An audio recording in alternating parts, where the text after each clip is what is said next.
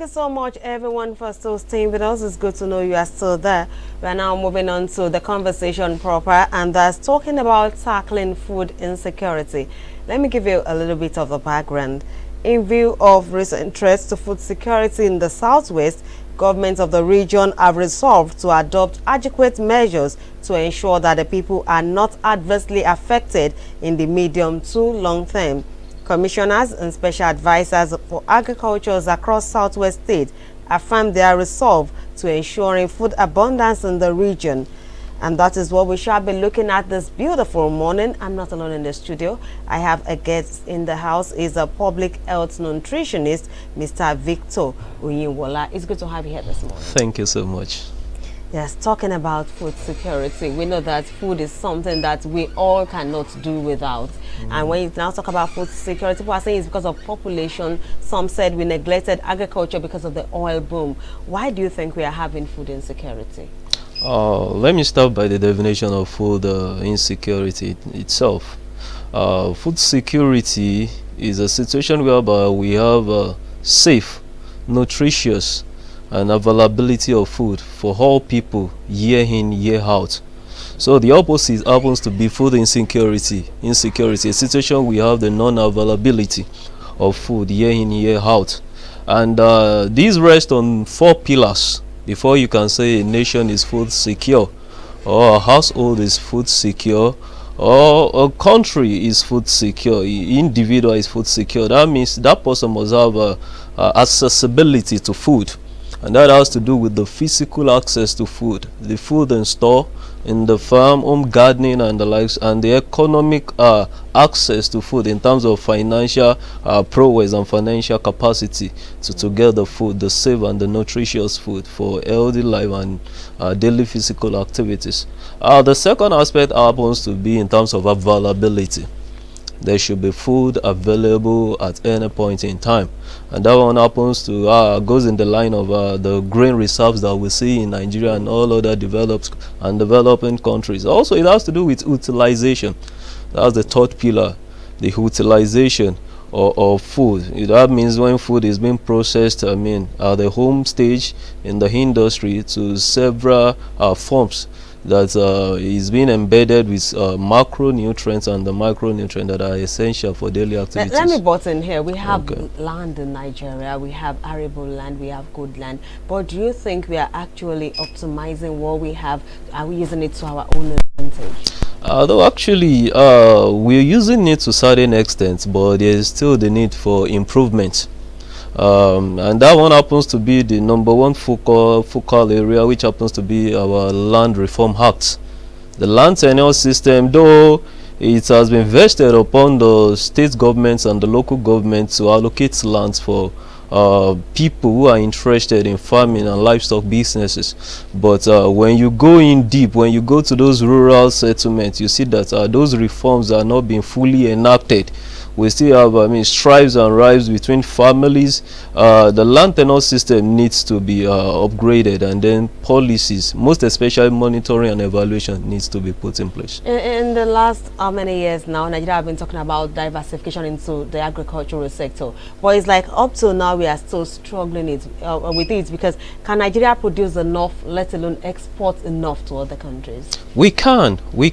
In fact, the developed countries has posed a challenge to us in several newspapers and then online papers that Nigeria has been studied and see us as a country in which we can be food sufficient in terms of the availability and our sustainability as regards food, and also we can export. But there has been some bottlenecks that has been causing that has been a clog in the wheel of the progress. What are these bottlenecks? In terms of agricultural policies. The agricultural policies, though we have policies in Nigeria as regards agriculture and food production, and even as regards food security, but when it comes to state transport of foods and the likes, you see those policies in which the government, they are so much self-interested in themselves, not the nation at large. And you could see that, I mean, transcending even to farmers in different states. Like just we heard of recent, in which the northerners, they say they won't transport food to southerners simply because they were demanding of over 400 million damages fee from the federal government, and due to the incessant killings and then strikes occurring between herdsmen and the citizens of the southwest. So when it comes to policies, there's a need for us to scale up that also. You talked about policies, and you also mentioned the issue of farmer leaders clashes. How do we begin to address this issue? Because every time you see farmers coming up to say that they are struggling with herders, we have situations where some say they cut off their hands and different stories, and you see people saying that they are killing herders as well. How do we begin to address this issue? It has to be with a holistic approach. Every sector is important in Nigeria. Every ethnic group is important, and every state is important, and that's why we come together calling ourselves Nigeria as a whole. The Hausas are important, Fulanis are important, Igbos are important, and Yoruba also.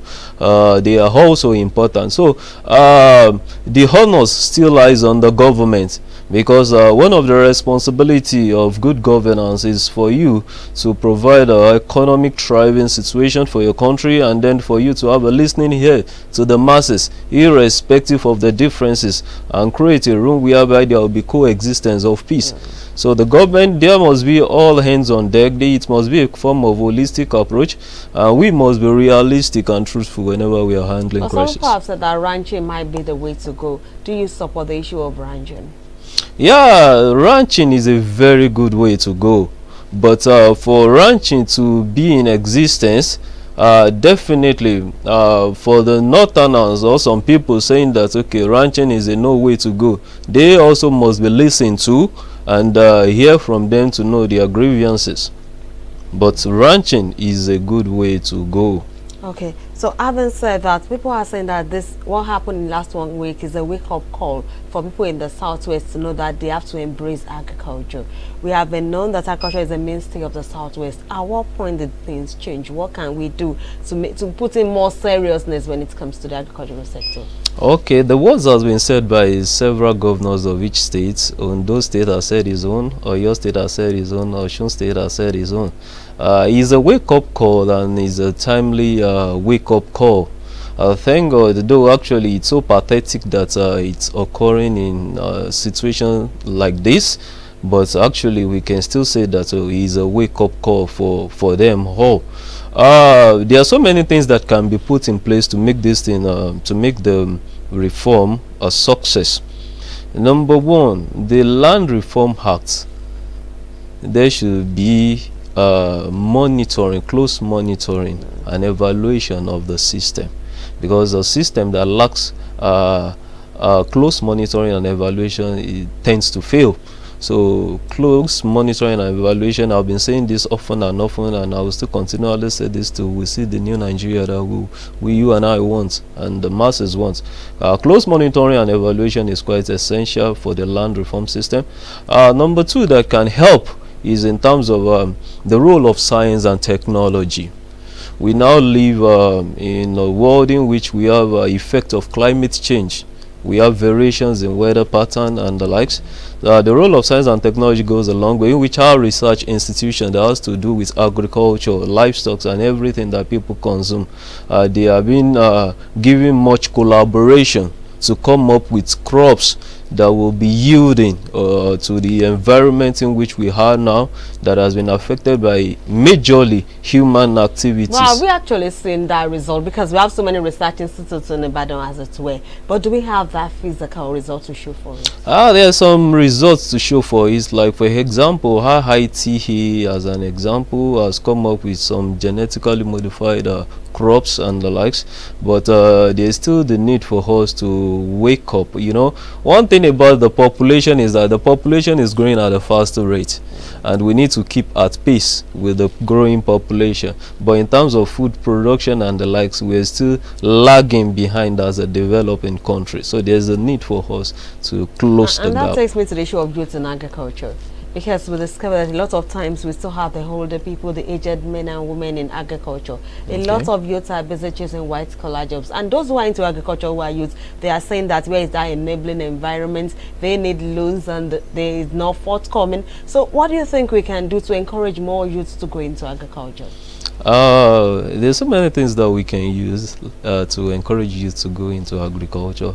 Most of the agricultural system that we practice in Nigeria right now are of peasants, at the peasant level, and we use the old equipment which are not in vogue again, that cannot boost our production and meet up with the food that the population needs to consume. So the number one thing is, if the government can go in the way of mechanized farming, the more the situation whereby we don't depend on rain for our agricultural system, we don't depend on weather, we go into a functional irrigation system. The number two aspect is agricultural special programs for youth. You could see now that we have issues of transition from rural settlements to urban settlements in search of white-collar job, access to mass media, access to leisure activities, live the likes in the city, which is becoming making the city more congested, resulting to a form of epidemic and the likes. So if governments on their own path can play a role of we have farm settlements. Farm settlements can be created. This is a form of special programming which the government can look into. More farm settlements can be created, not just creating the farm settlements, but creating an enabling environment for them to live, thrive and do their farming there, whereby they have electricity, they have access to potable water, they have access to good environments and hygienic practices and the likes. Another thing that I would like to add is that if there is a form of financial assistance and aid to the youth who are really interested in the agriculture, knowing fully well the economic situation in which that has ravaged the country. So if there's a form of provision of subsidies, loans, fertilizers and the likes, it will boost the interest of our youths in agriculture. Back in those days, it was quite in secondary schools, even right from primary schools, children are encouraged to go into agriculture. You see them giving them small plots where they say, oh, you have to work on this plot, we'll see the harvest at the end of the day. And people are saying it's like this culture is fast being eradicated, especially with the influx of private schools all around. And this is what are those that are supposed to encourage more and more people to go into agriculture. Do you see government bringing back this kind of culture? Yes, I see governments bringing it back. Government bringing it back, because at the frontier of the policies and even the trajectory of the government is they want a situation whereby household will be food sufficient. And you could recollect, it's something that has happened before in this country, whereby a program was enacted then or put in place, and that's Operation Feed the Nation. We have the Green Revolution too. During those times, we could see that people are food sufficient, they are self-sufficient. If you are self-sufficient, those excesses in which you have, you can take it to the market, you sell, and it will be a form of source of income to you. Not only in Nigeria, Ghana also has gone a long way in doing that, and there's a program in Ghana called Operation Feed Yourself, and of a truth, it has really resulted into successes. So having said that, people have been saying that one major thing is security. Without security, there is little you can do. How secured are our farms? How secured is it that we can encourage more and more people to go back to the farms? The aspect of security could be political at times. It could be cultural at times. And there's a need for us to deal holistically with it as a country. This aspect of insecurity has been a nightmare to the governments and even to the populace. Our farms are no longer secure. We have ethnic clashes, tribal clashes and the likes. So the government needs to go into the direction of providing enabling environments. And when we're talking about enabling environments, it's not providing farm settlements and the likes for them and leaving them there. There's a need for security, most especially at the time in which we are right now, in which we have insecurity in farms. We have clashes between herdsmen and farmers. It's at the high spot now, and it's of high sensitivity, in which the government doesn't need to sleep upon at any point in time. And Helen, you mentioned the issue of irrigation, and people have been saying is a major factor, because if you look at the north, they deal majorly with irrigation system. But in the south, yeah, despite the fact that we have so many dams, the dams in your state alone, you can count it, it's over 7. Why is it difficult to actually go and practice irrigation in the south here? It has to do with the focus and the vision of the government. Irrigation can be practiced in the southwest if so much focus are being put in place, and if the aspect of agriculture is being put as a high priority by our government. So the reason why it has not been so much effective is because our government has not been thinking in that direction, or it could be as a result of so much concern that has not been put into agriculture. But now that the government is thinking about it, it's never too late. We can still go into that, and we can record substantial results. Let me ask you, is agriculture a lucrative business? It's a very lucrative business. Emphatically, it's a lucrative business. So what are those things you are hoping to see in the next 3, 4, 5 years? Do you see more and more people going into agriculture, or you still see some bottlenecks that can discourage people from going into agriculture? People are willing to go into agriculture. In fact, with my assessment so far, people are willing to go into agriculture if so much safety nets are being provided by the government. Like for example, this as a case study, you could see people who are into poultry, livestock and the likes. The price of maize is skyrocketing day by day. The price of soybean meal is skyrocketing day by day, and these things are micronutrients needed for smooth production and the like. So if all those safety nets are being provided by government, not an emergency safety net, no, it's a safety net that has been put into consideration in years before we have the advent of the situation. And that's the reason why those developed countries are being called developed. They think ahead of time. They don't just talk, but they put actions into whatsoever they say. They have rules and policies that is sustainable. And that's why we need to be sustainable in everything we do in Nigeria. The sustainability happens to be with that has to do with intergenerational effect. Positive intergenerational effect, so that I can boldly say that, okay, in years to come, my children in Nigeria, definitely they can have access to safe and nutritious food. You are a public health nutritionist. A lot of time, because of what we have now, food prices on the high side, you see a lot of people just filling their stomachs, and at the end of the day, are we getting adequate nutrition? We are not getting adequate nutrition. And actually, I want to chip in this because when the government came, governors of Osun, Ondo, Lagos, and the likes, one of the topmost of their priorities is that the word food abundance. The abundance of food doesn't guarantee nutrition adequacy. It doesn't guarantee adequate nutrition.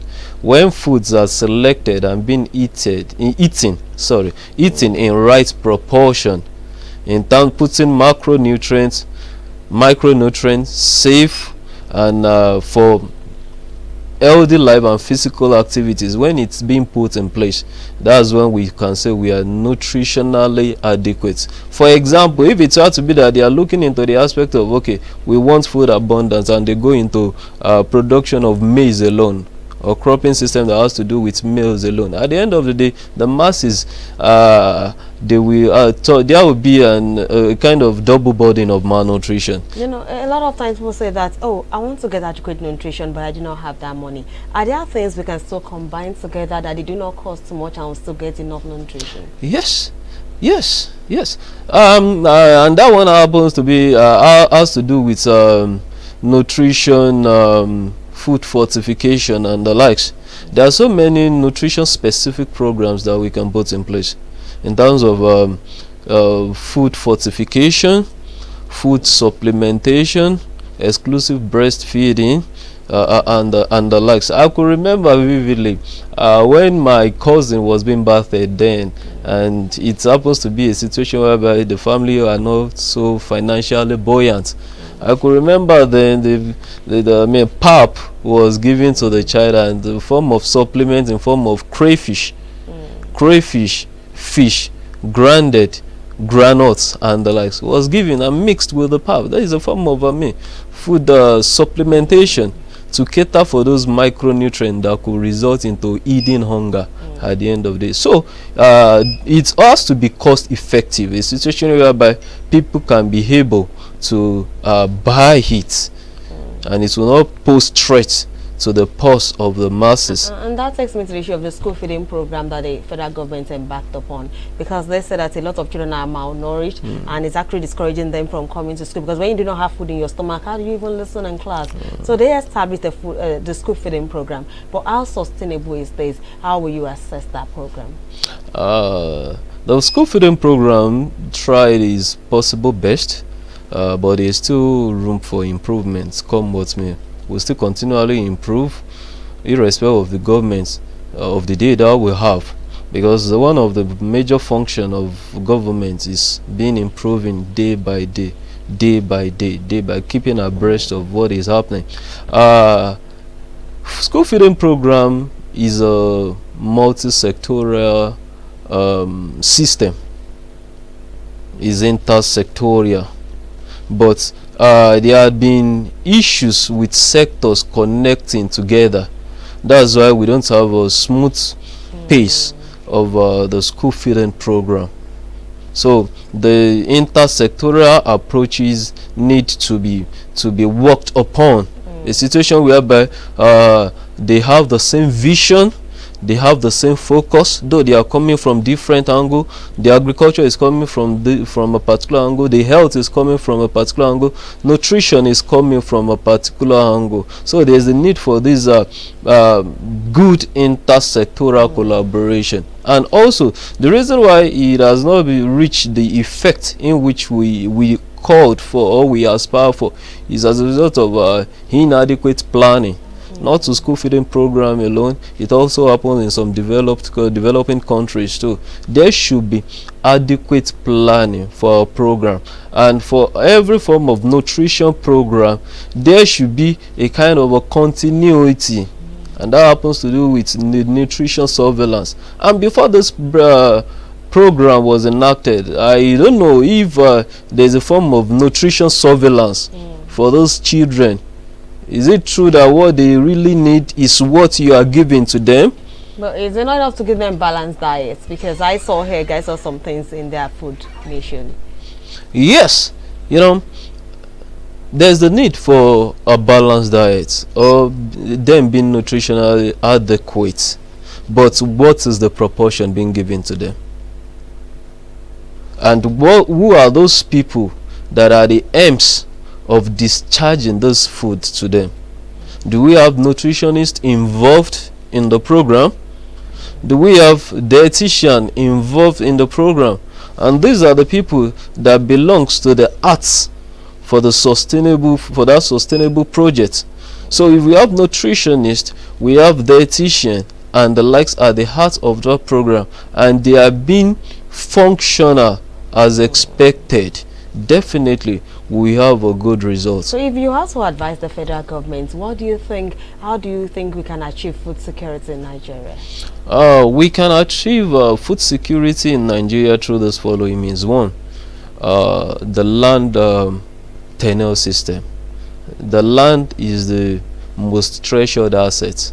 If the land can never be gotten, we cannot be food secure. So the Land Reform Act needs to be looked into, and then the effect that is needed for people to acquire land, for those that are interested in agriculture, one, that should be put in place. Two, the role of science and technology needs to be at great concern. It should be at the top of the agenda of the government. These our research institutions should be supported. They should be collaborated. Even our universities also, that has to do with agriculture, nutrition, health, and the likes. Number three thing is in terms of financial assistance and subsidies to the farmers and people that are into the food that we consume. There should be loans with little or no interest, Soft loans and the likes. There should be subsidies provided for them. There should be fertilizers. The Nigerian government is really doing well in this area, but we still have some people that are serving as clog in the wheel from these subsidized products reaching the target farmers. You see at times, you see fertilizers being rolled out by government but not getting to those farmers. Those are the bottlenecks that I'm talking about. And also there should be the need for education and extension services, like for these clashes between headsmen and the farmers. The headsmen were saying that okay, we can graze at anywhere. Farmers also saying that okay, you can't just graze at anywhere, this land belongs to us and the like. So there's the need for education. We have extension officers that can educate our farmers, that can educate our herdsmen in a situation whereby they can coexist together. Do they have association? Because we have a situation whereby some are saying they are foreigners, they are not even the normal herdsmen who have been living in the communities who know each other.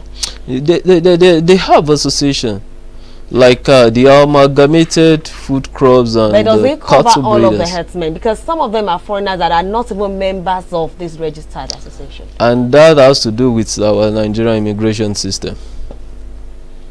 Our borders ought not to be porous. That's why I say when it comes to food production and food security, it has to do with is a holistic approach. We have to tackle the issue. All sectors are involved. You are involved, I am involved, the producers are involved, the consumers are involved. It's like we should go on and on, but they're already telling me that time is not on our side. Okay. Thank you very much, Mr. Victor, for You're coming welcome. on the M Cafe. We quite appreciate you. We have been discussing tackling food insecurity in Nigeria, and I hope you've gained one or two things. Okay, I'd like to take a breather. When we come back, another conversation with another guest. So stay with us.